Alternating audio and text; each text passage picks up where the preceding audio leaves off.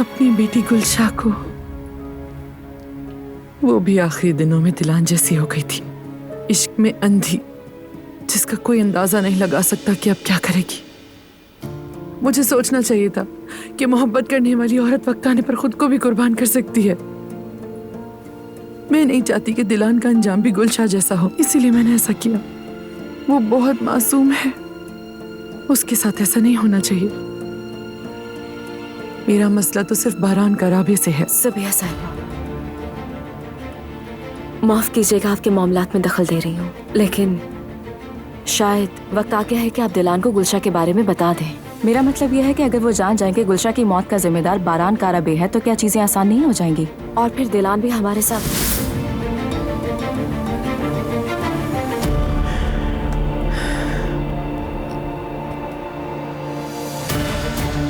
अब से हम अपनी सारी तवज्जो सिर्फ और सिर्फ बारान काराबे पे रखेंगे, सिर्फ उसी पर। समझ गई तुम? लेकिन उससे पहले हमें तुर्गुत वाली मुसीबत से जान छुड़वानी है।